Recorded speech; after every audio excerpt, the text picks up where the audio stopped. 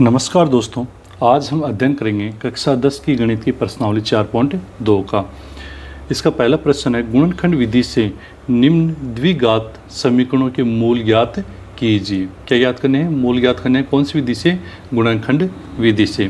तो हमारे पास में ये समीकरण दिया हुआ है, द्विघात समीकरण। इसके हमारे को मूल ज्ञात करने तो पहले अपन इससे क्या करेंगे? गुणनखंड विधि से करेंगे इसको। तो इसके क्या करते हैं, जैसा हमने बहुपद वाले में किया था तो बीच वाले पद का टुकड़ा करेंगे।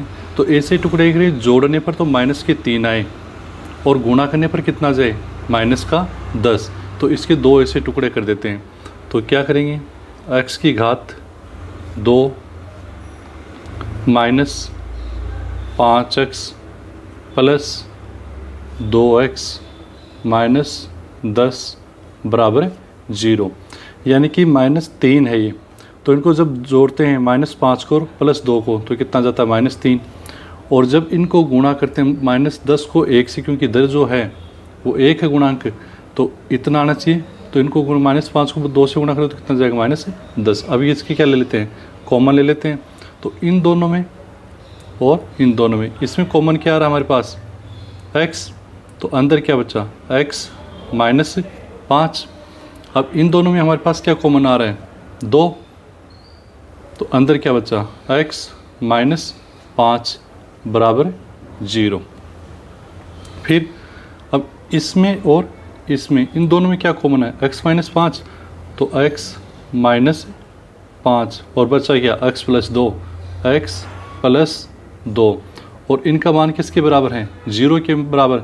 इसका मतलब कि यहाँ पर जो मूल 2, कितने मूल प्राप्त होंगे? 2 मूल प्राप्त होंगे। x -5 बराबर 0 और x + 2 बराबर 0। जब x -5 बराबर 0 है तो x बराबर -5 को उधर लेके जाएंगे तो किस में आ जाएगा? प्लस का 5। तो एक तो हमारे को मूल प्राप्त हो जाता है 5 और दूसरा x बराबर, इस 2 को उधर ले जाएंगे तो किस में चला जाएगा? माइनस में। तो दूसरा मूल हमें प्राप्त हो जाता है -2। देखो, द्विघात जो बहुपद था उसके अंदर हमारे को जो प्राप्त हो रहे थे वो थे शून्यंक। वो भी बिल्कुल ऐसे ही प्राप्त हो रहे थे।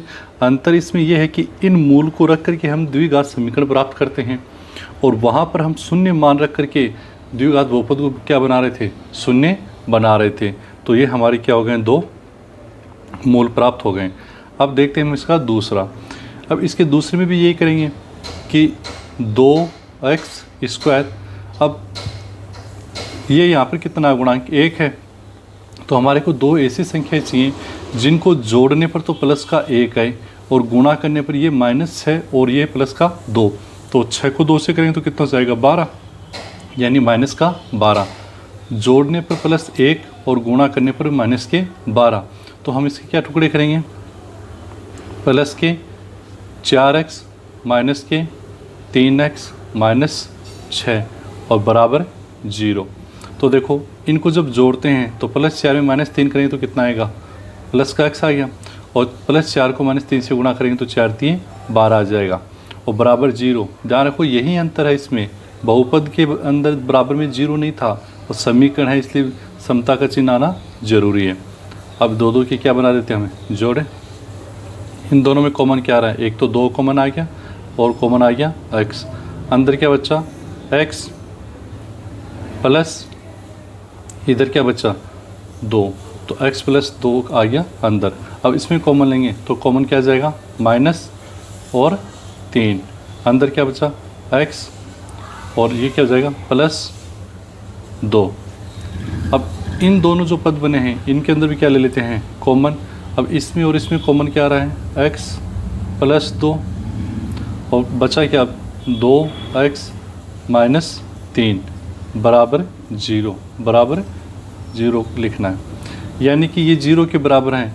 इसका मतलब ये है कि x + 2 बराबर भी 0 है और 2x - 3 बराबर भी क्या करना है? 0 करना है। तो x बराबर, ये प्लस का 2 इधर जाएगा तो क्या जाएगा? -2। तो एक मूल तो प्राप्त हो जाएगा हमारे को -2 और इधर 2x, पहले 3 का पक्षांतर करेंगे तो किस में चला जाएगा? प्लस में। और x बराबर इस 2 का करेंगे तो गुणे में तो किस में जाएगा? भाग में, यानी 3/2। ये हमारे को इसका दूसरा मूल प्राप्त हो गया।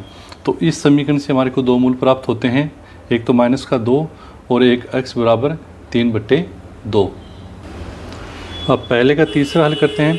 √2x² प्लस 7x प्लस 5√2 बराबर 0। तो 7x के हमारे को ऐसे टुकड़े करने हैं कि जोड़ने पर तो आए कितने 7x, जोड़ने पर तो कितना है 7x, और गुणा करने पर 5√2 को √2 से गुणा करना है, 5√2 गुणा √2। तो 5 को जैसे 2√2 को √2 से किया तो कितना हो गया 2, और 5 दूनी 10, यानी गुणा करने पर कितना आना चाहिए 10 आना चाहिए। तो ऐसे कौन से दो टुकड़े कर सकते हैं, तो हम इसके टुकड़े कर देते हैं 2x प्लस 5x प्लस 5√2 बराबर 0। तो 5 को जोड़ेंगे तो कितना हो जाएगा 7, और इधर अब हम 5 को 2 को गुणा करेंगे तो कितना हो जाएगा 10। अब इन दोनों में से कॉमन ले लेंगे और इन दोनों में से कॉमन ले लेंगे। तो √2 जो है इसको यूँ भी लिख सकते हैं, √2 को √2 से गुणा करते हैं तो कितना आता है 2 आता है। तो यहाँ पर कॉमन क्या आ रहा है √2 और क्या आ रहा है साथ में x, अंदर क्या बचा x प्लस इधर √2, ये बच गया इसका कॉमन। फिर इधर इनमें से क्या कॉमन ले सकते हैं, तो एक तो कॉमन आ रहा है इसमें प्लस 5, अंदर क्या बचा x प्लस √2 बराबर 0।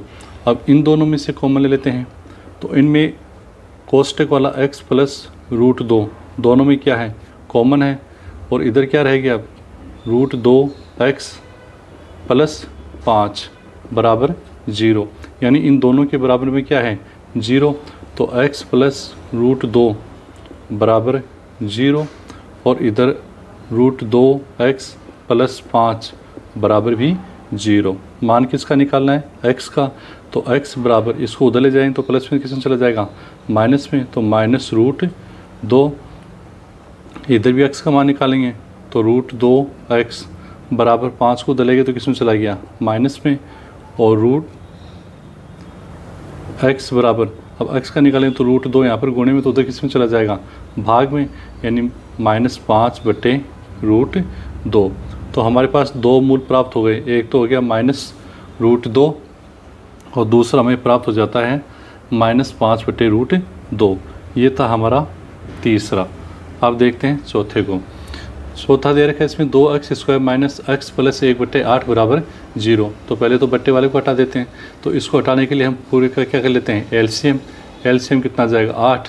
इनके नीचे हम क्या मानते हैं 1 और 1 मानते हैं, तो 1 को कितने से गुणा किया 8 से, तो 2 को कितने से करेंगे 8 से, तो कितना हो जाएगा 16x² माइनस इसके नीचे भी 1 मानते हैं, इसका मतलब 1 था उसकी जगह कितना लिखा 8 से गुणा किया तो इसको भी 8 से गुणा करेंगे तो कितना हो जाएगा 8x प्लस 8 को 1 से किया तो 1 को भी 1 से बराबर 0। अब इस 8 को उधर पक्षांतरित कर देंगे तो क्या बचेगा 16x² माइनस 8x प्लस 1। ये 8 उधर जा कर के गुणा होगा तो 8 को 0 से गुणा करेंगे तो कितना जाएगा 0। अब ये हमारे पास समीकरण है, इसमें इस -8 के टुकड़े करेंगे। टुकड़े ऐसे करेंगे कि जोड़ने पर तो हमारे को -8 प्राप्त होने चाहिए और गुणा करने पर 1 का और 16 यानी 16 प्राप्त होने चाहिए। तो अब इसके हम क्या कर देते हैं टुकड़े करते हैं, तो 16x² माइनस 4x प्लस 1 बराबर 0। -4x माइनस 4x को जोड़ेंगे तो कितना आएगा -8x, और -4 को -4 से गुणा करते हैं तो कितना आता है 16 आ जाता है। अब देखो जोड़े बना देते हैं इनके, तो इनमें बाहर क्या आएगा, एक तो 4 दोनों में कॉमन है तो 4 बाहर आ गया, और x भी दोनों में कॉमन है तो 16 है तो कितनी बार गुणा किया 4 बार, तो 4x माइनस ये 4x बाहर आ गया तो कितना बचा 1, तो कोष्टक में गिर जाएगा 1। इनमें कॉमन ले लेते हैं माइनस का 1, तो अंदर क्या बचा 4x माइनस 1 बराबर 0, क्योंकि ये माइनस क्या हो जाएगा प्लस। अब इन दोनों में से ले लेते हैं, तो दोनों में कौन कॉमन रहा है कोष्टक वाला, कोष्टक में क्या है 4x माइनस 1, और अब क्या रह गया बाकी 4x माइनस 1, यानी ये ही हमें रह जाता है। इसके बराबर में क्या है 0, यानी इसके बराबर भी 0 है और इसके बराबर भी 0 है। तो 4x माइनस 1 बराबर 0 और इधर भी 4x माइनस 1 बराबर 0। x का मान निकालना है तो x बराबर 1 को उधर ले गए तो प्लस में, और 4 यहाँ गुणे में तो किस में आ जाएगा भाग में। तो 1 तो मूल प्राप्त हो गया हमारे को 1/4। दूसरा निकालते हैं x बराबर, पहले 1 को ले गए तो किस में चला गया प्लस में, और फिर ये 4 को ले गए तो गुणे में तो किस में चला जाएगा भाग में, यानी 1/4। इसके जो दो मूल प्राप्त हो रहे हैं वो कौन से हैं 1/4 और 1/4। अब हम देखते हैं पाँचवें में क्या दे रखा है 100x² माइनस 20x प्लस 1 बराबर 0। या माइनस 20 के ऐसे दो टुकड़े करने हैं कि उनको जोड़ने पर तो माइनस के 20, जोड़ने पर माइनस के 20 और गुणा करने पर प्लस के 100 आने चाहिए, यानी ये दोनों ही किस में है माइनस में है। तो करेंगे तो 100x² minus 10x minus 10x plus 1 बराबर 0। अब इसमें क्या होगा कि दोनों के जोड़े बना देते हैं। देखो -10 को -10 को जोड़ते हैं तो -20, -10 को -10 से गुणा करते हैं तो प्लस के 100। अब इन दोनों में क्या कॉमन आ रहा है 10 कॉमन आ रहा है और x कॉमन आ रहा है। 100 है तो कितनी बार भाग जा रहा है 10 बार, क्या बच गया x माइनस 1। इधर फिर क्या कॉमन आ जाएगा, इनमें कुछ कॉमन है तो माइनस का 1 कॉमन आ रहा है। इसमें क्या हो गया 10x माइनस 1 बराबर क्या आ जाएगा 0। अब कोष्टक वाले उनको बाहर रख लेते हैं 10x माइनस 1 और बचे क्या रह गए 10x माइनस 1 बराबर 0।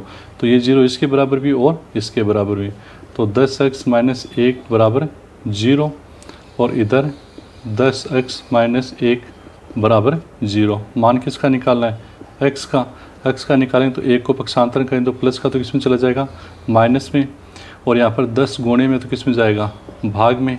तो 1 हमारे पास जो मूल आ गया वो क्या गया है 1/10। अब इसका निकाल लेते हैं तो x बराबर पहले 1 का पक्षांतरण करें माइनस में तो किस में जाएगा प्लस में, फिर 10 किस में गुणे में तो किस में जाएगा भाग में। तो ये आ जाएगा हमारा दूसरा मूल। इस तरह से ये हमारा पहला प्रश्न पूरा होता है। अब हमारे पास प्रश्न नंबर 3 है, ऐसी दो संख्याएं ज्ञात कीजिए जिनका योग तो 27 हो वह गुणनफल कितना हो 182। तो हम मान लेते हैं, माना पहली संख्या x है। अगर पहली संख्या x है तो दूसरी कितनी हो जाएगी, क्योंकि दोनों का योग कितना है 27, अतः दूसरी संख्या, तो दोनों का योग 27 है तो एक संख्या x है तो दूसरी कितनी हो जाएगी 27 माइनस x। तो ये तो हो गया हमारा दोनों संख्या। फिर क्या दे रखा है दोनों का गुणनफल, तो लिख देते हैं संख्याओं का गुणनफल। गुणनफल कितना दे रखा है 182, यानी x को और इनको गुणा करेंगे तो कितना आना चाहिए 182। तो हम लिख देते हैं x गुणा कर देते हैं 27 माइनस x से, तो कितना आ जाना चाहिए 182 आ जाना चाहिए। अब हम इसको क्या करते हैं गुणा करते हैं, तो गुणा करेंगे तो इसको 27 को जब x से गुणा करेंगे तो कितना हो जाएगा 27x माइनस x को x से करेंगे तो कितना हो जाएगा x की घात 2 बराबर 182। इसको थोड़ा व्यवस्थित करके लिख देते हैं माइनस x² प्लस 27x। इस 182 को इधर लाएंगे तो किस में आ जाएगा माइनस में, तो माइनस 182 बराबर 0। ये तो हमारे द्विघात समीकरण प्राप्त है। इसको माइनस से गुणा कर लेंगे और इसको माइनस से गुणा कर लेंगे, तो इसको करेंगे तो ये तो क्या रहेगा 0, और इधर माइनस से गुणा करेंगे तो कितना हो जाएगा, दोनों पक्षों को किससे गुणा करें माइनस से, तो ये हो जाएगा प्लस, तो हट जाएगा यहाँ से, ये हो जाएगा माइनस और ये भी हो जाएगा माइनस और ये हो जाएगा प्लस बराबर 0। ठीक है। अब देखो इसमें क्या हो जाएगी, हमने इसके टुकड़े कर लिए हैं तो यहाँ यहाँ भी इनको चेंज कर देते हैं, ये हो जाएगा माइनस और ये हो जाएगा प्लस। अब इसमें क्या है कि इसमें इन दोनों को और इन दोनों से, अब इन दोनों में कॉमन क्या आ रहा है हमारा x, तो अंदर क्या बचेगा x माइनस 13, और इन दोनों में कॉमन क्या आ जाएगा, इन दोनों में कॉमन आ जाएगा हमारा माइनस का 14, तो अंदर बचेगा x और ये प्लस का इधर तो क्या आ जाएगा माइनस, और 14 182 में कितनी बार भाग जाएगा 14 42 कितनी बार चला गया 3 बार, यानी x माइनस 13। अब इन दोनों में से हम क्या ले लेते हैं कॉमन, तो क्या आएगा x माइनस 13, और इधर ये क्या रह गया x माइनस 14 बराबर 0, यानी इसके बराबर भी 0 या फिर इसके बराबर 0, तो x माइनस 13 बराबर 0, तो x बराबर कितना जाएगा 13। इसी प्रकार x माइनस 14 बराबर 0, तो x बराबर कितना जाएगा 14। तो हमारे जो दो मूल हैं वो है 13 और 14, तो जब इनका योग करेंगे तो कितना आएगा 27, और जब इनको गुणा करेंगे तो कितना जाएगा 182। ये था हमारा प्रश्न नंबर 3। चौथा प्रश्न है हमारा, दो क्रमागत धनात्मक पूर्णांक ज्ञात कीजिए जिनके वर्गों का योग कितना हो 365। तो हम मान लेते हैं, माना पहला धनात्मक पूर्णांक क्या है x है, तो क्रमागत है, तो क्रमागत का मतलब ये जैसे यहाँ पर अगर 13 है तो इसका अगला क्या आएगा 1 जोड़ने पर, तो इसमें अगर 1 जोड़ते हैं तो इसके अगला क्रमागत वाला नहीं अगला आ जाएगा, तो हम क्या लिखेंगे दूसरा धनात्मक पूर्णांक, यानी इसमें 1 और जोड़ दो तो x प्लस 1। अब क्या कह रहा है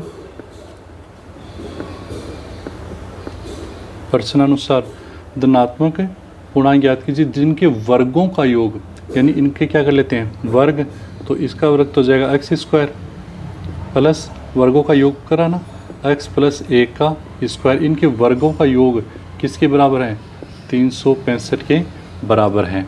तो अब इनके वर्ग इनको अपन हल कर लेते हैं, x की घात 2 प्लस x प्लस 1 का होल स्क्वायर, ये सर्वसमीका कौन सी वाली a प्लस b का होल स्क्वायर क्या होता है a square plus 2ab plus b square, यहाँ a की जगह x है और b की जगह क्या है 1, तो ये हो जाएगा x स्क्वायर प्लस 2ab, यानी 2 को 1 से गुणा कर दो तो आ जाएगा 2x प्लस 1 का स्क्वायर यानी 1 बराबर कितना जाएगा 365।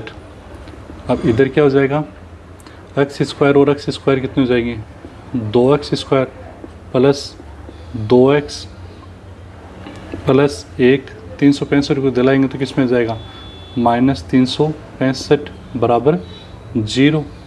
अब 2x स्क्वायर प्लस 2x, अब इसको लाएंगे तो ये किस में है प्लस का 1 और माइनस के 365, तो आ जाएगा माइनस 364 बराबर 0। अब हम इसमें क्या करेंगे कि अगर इसमें हमारे को कॉमन मिल रहा है तो हम ध्यान से देखें तो तीनों के अंदर क्या कॉमन मिल रहा है हमारे को 2 कॉमन मिल रहा है, तो 2 को हम क्या ले सकते हैं बाहर ले सकते हैं। जब हम 2 को बाहर लेते हैं तो कैसा हो जाएगा, इसमें 2 को मैंने बाहर ले लिया, अंदर बचा x square plus x minus इसमें 2 का भाग लगा दें तो आ जाएगा 182 बराबर 0। अब ये 2 है उसका पक्षांतरण कर देंगे उधर, तो x square plus x minus 182 बराबर, ये गुणा में था किसमें जाएगा भाग में, और भाग में जाएगा तो 0/2, तो इधर क्या बचेगा x square plus x minus 182 बराबर 0। ये हमारे को कौन सी समीकरण प्राप्त हो गई, यहाँ पर द्विघात समीकरण प्राप्त हो गई है। अब हम इसके क्या कर लेते हैं टुकड़े कर लेते हैं और फिर हम x के मूल ज्ञात कर लेंगे। अब इसको क्या आ जाएगा x स्क्वायर। अब जब ऐसी दो संख्या हमारे को निकालनी है कि जोड़ने पर तो आना चाहिए 1 और गुणा करने पर आना चाहिए माइनस के 182, तो हमारे पास वो संख्याएं कौन सी हो जाएंगी, प्लस के 14x माइनस के 13x और ये आ जाएगा -182 बराबर 0। 14x में जब 13 माइनस 13x जोड़ेंगे तो कितना जाएगा, x आ जाएगा, और 14 को -13 से जब गुणा करेंगे तो हमारे पास -182 आ जाता है। इन दोनों में और इन दोनों में क्या ले लेते हैं, कॉमन ले लेते हैं। कॉमन क्या आ गया, x, तो अंदर क्या बचा x प्लस 14, और इधर कॉमन क्या आ जाएगा हमारे -13, अंदर क्या बचा x प्लस 14 बराबर 0। ये आ जाएगा x प्लस 14 और इधर x माइनस 13 बराबर 0। तो x प्लस 14 के बराबर 0 या x माइनस 13 बराबर 0।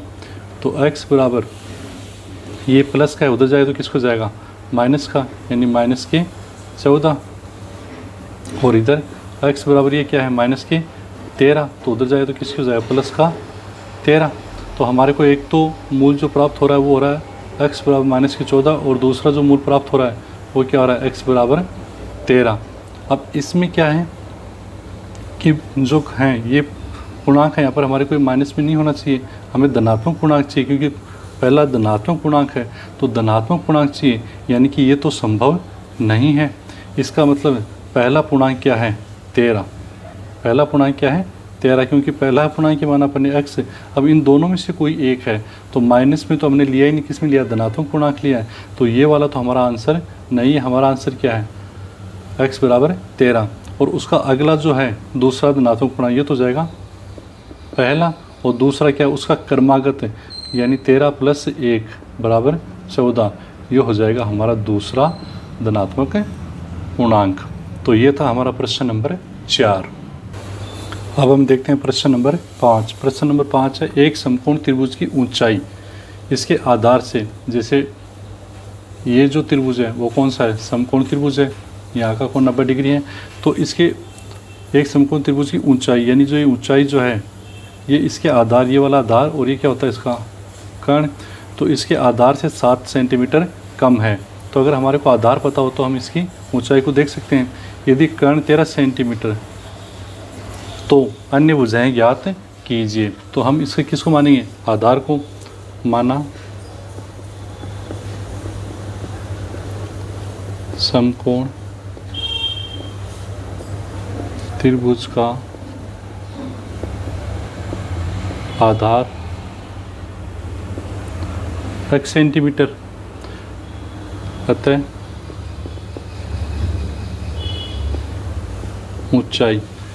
ऊंचाई इसके आधार से 7 सेंटीमीटर कम, यानी x माइनस 7 सेंटीमीटर। और क्या होता है, कर्ण कितना दे रखा है, 13 सेंटीमीटर। ये तीनों चीज़ें हमारे को मिल गई। अब हमारे को इसके लिए जो समकोण त्रिभुज है उसके लिए कौन सी प्रमेय लगती है, पाइथागोरस प्रमेय। तो हम लिखेंगे पाइथागोरस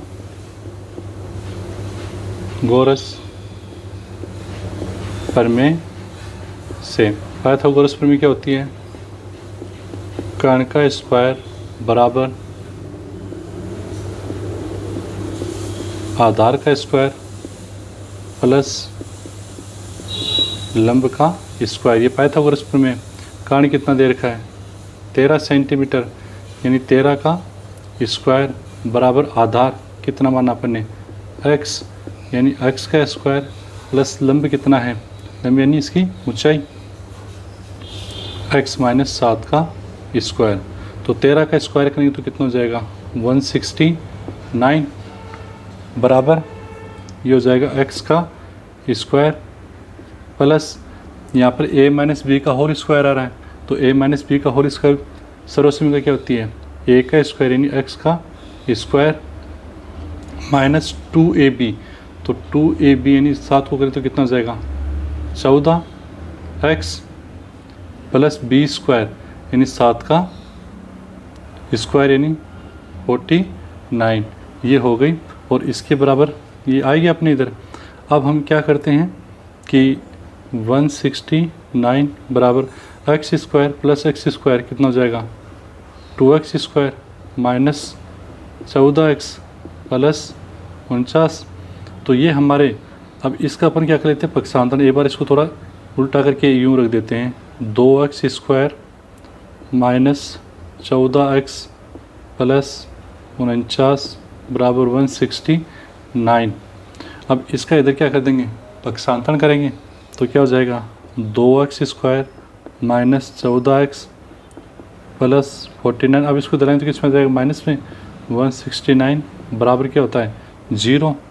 तो 2x² माइनस 14x माइनस के तो 169 प्लस के 49, तो बचेंगे किसके माइनस के, कितने बचेंगे 120 बराबर 0। ये बन गए हमारे द्विघात समीकरण। अब इस समीकरण से हम किसके मूल निकालेंगे इसके, तो अब क्या करते हैं 2x², अब -14 के हमारे को ऐसे टुकड़े करने हैं, या फिर अभी इसके अंदर हम कॉमन भी ले सकते हैं, पहले कॉमन ले लेते हैं। कॉमन लेंगे तो कितना कॉमन आ रहा है 2 कॉमन आ रहा है, अंदर क्या बचा x² माइनस 2 का भाग दिया तो 7x माइनस 2 का भाग दिया तो 60 बराबर 0। अब 2 को उधर पक्षांतरित कर देंगे तो भाग में जाएगा तो क्या हो जाएगा 0। तो x² माइनस 7x माइनस 60 बराबर 0। ये 2 है, इसको इधर ले गए तो भाग में गया, और 0 में 2 का भाग गया तो क्या हो गया है 0। अब हमारे कैलकुलेशन में आसान हो जाएगा। अब इसके -7 के हैं, ये ऐसे टुकड़े करेंगे कि जोड़ने पर तो माइनस के 7 आने चाहिए और गुणा करने पर क्या आने चाहिए -60। तो अब इसके टुकड़े कर लेते हैं अपन, x² minus 12x plus 5x minus 60 बराबर 0। तो -12 में प्लस के 5 जोड़ते हैं तो कितने आ जाते हैं माइनस के 7, और -12 को जब 5 से गुणा करते हैं तो माइनस के 60 आ जाते हैं। अब इनमें से ले लेते हैं कॉमन, तो कॉमन कितना आ जाएगा x, तो इधर क्या बचा x माइनस 12, इधर कॉमन लेते हैं प्लस 5, तो बचा x माइनस 12, 12 पंजे 60 बराबर 0। अब इधर x माइनस 12 और x प्लस 5 बराबर 0। तो अब क्या हो जाएगा इसका x माइनस 12 बराबर 0 और x प्लस 5 बराबर 0। तो x बराबर -12 है तो शुद्ध ले जाएं तो किस में जाएगा प्लस में, तो एक मूल तो प्राप्त हो रहा है x बराबर 12, और इधर x बराबर उधर ले जाएं तो माइनस के 5, ये हमारे को प्राप्त हो रहा है। अब क्या है कि लंबाई कभी भी ऋणात्मक नहीं हो सकती, यानी ये मूल हमारे काम में नहीं आएगा। तो x का मान हमारे को कितना प्राप्त हुआ 12 प्राप्त हुआ, और x अपन ने क्या माना था आधार, इसका मतलब त्रिभुज का जो आधार है वो तो कितना है 12 सेंटीमीटर, और त्रिभुज की जो ऊंचाई है वो कितनी है 12 में से 7 घटाते हैं, क्योंकि x माइनस 7, तो 12 में से 7 घटाएंगे तो कितना जाएगा 5 सेंटीमीटर। तो इस तरह ये हमारे को इसकी आधार और ऊंचाई को हमने ज्ञात कर लिया। ये था हमारा प्रश्न नंबर 5। अब देखते हैं हम प्रश्न नंबर 6। प्रश्न नंबर 6 है, एक कुटीर उद्योग एक दिन में कुछ बर्तनों का निर्माण करता है। एक विशेष दिन यह देखा गया कि प्रत्येक नग की लागत उस दिन निर्माण किए गए बर्तनों की संख्या के दुगने से 3 अधिक थी। यदि उस दिन की कुल लागत 90 रुपये थी तो निर्मित बर्तनों की संख्या और प्रत्येक नग की लागत ज्ञात कीजिए। तो एक विशेष दिन से संबंधित बात कर रहे हैं, तो माना एक दिन में उद्योग द्वारा निर्मित बर्तनों की संख्या अपन कितनी मान लेते हैं x मान लेते हैं, और प्रत्येक नग की लागत, तो प्रत्येक नग की लागत क्या कह रहा है प्रत्येक नग की लागत उस दिन निर्माण किए गए, तो निर्माण कितने किए गए x, तो निर्माण किए गए बर्तनों की संख्या का दुगना, तो अब x का दुगना से 3 अधिक, तो 2x प्लस 3। अतः एक विशेष दिन की कुल लागत कितनी हो जाएगी x से गुणा कर देंगे, यानी जो बर्तनों की संख्या है उसको इसकी लागत से क्या कर देंगे गुणा, जितने बर्तन बने और ये एक बर्तन का लागत, तो ये हो जाएगी अपने कुल लागत। और अब हमारे को क्या दे रखा है कुल लागत जो दे रखी है वो दे रखी है 2x² प्लस 3x। ये तो क्या है कुल लागत जो किसके बराबर दे रखी है 90 रुपये, यानी 90 के बराबर। अब हम करेंगे इसको हल, 2x² प्लस 3x 90 को दिलाएंगे तो किस में जाएगा माइनस में, बराबर 0। अब इसमें कुछ कॉमन तो आ नहीं रहा है। अब +3 के ऐसे 2 टुकड़े करेंगे कि जोड़ने पर तो आने चाहिए +3 और गुणा करने पर आनी चाहिए -90 को 2 से, यानी -180। तो ऐसे कौन से 2 टुकड़े हैं? तो हम कर देते हैं 2x² - 12x + 15x - 90 बराबर 0। माइनस के 12 प्लस के 15 कितने आ गए? +3। और 15 को -12 तो माइनस से करेंगे तो माइनस में आ जाएगा। 15 को 12 से गुणा करेंगे तो कितना जाएगा? 180। तो अब आगे देखते हैं, इनमें कॉमन ले लेते हैं। कॉमन क्या जाएगा? x। तो नहीं, कॉमन क्या जाएगा? 2x। इधर क्या बचा? x -6। इनमें कॉमन क्या रहेगा? तो 15 इनमें कॉमन आ रहा है, तो इसका कॉमन आ जाएगा 15 और बाकी कुछ नहीं आ रहा। तो 15 किया तो कितना बचा इधर? x और 15 से 90 बराबर 0। अब इधर कर लेते हैं इसको। एक तो क्या आ गया हमारे पास? x - 6 और दूसरा क्या आ गया हमारे पास?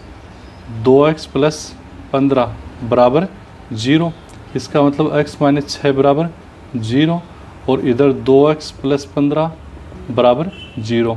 तो x बराबर कितना जाएगा? -6 को उधर जाएंगे तो प्लस का 6, यानी x बराबर 6। एक तो ये मूल प्राप्त हो रहा है और इधर x बराबर 15 को उधर ले जाएंगे तो -15 और 2 को ले जाएंगे तो भाग में जाएगा, यानी 1 प्राप्त हो रहा है हमारे को -15/2। अब क्या है कि बर्तनों की संख्या ऋणात्मक तो हो नहीं सकती, क्योंकि अपने x को क्या माना है? बर्तनों की संख्या। तो बर्तनों की संख्या ऋणात्मक नहीं हो सकती, यानी इसको तो अपन लेंगे नहीं। तो हमारा x बराबर कितना आ जाएगा? 6। तो हमारे पास एक विशेष दिन में जो बर्तनों का निर्माण किया गया वो संख्या कितनी आ गई है? 6 प्राप्त हो गई है। अब क्या करेंगे? प्रत्येक नग की लागत, और प्रत्येक नग की लागत क्या दे रखी है?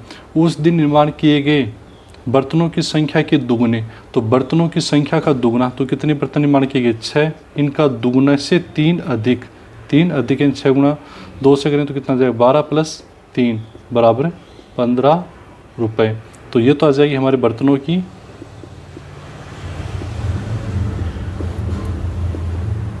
संख्या और ये प्रत्येक नग की लागत कितने? 15 रुपये। और इसी के साथ हमारी प्रश्नावली 4.2 पूरी होती है। बहुत बहुत धन्यवाद।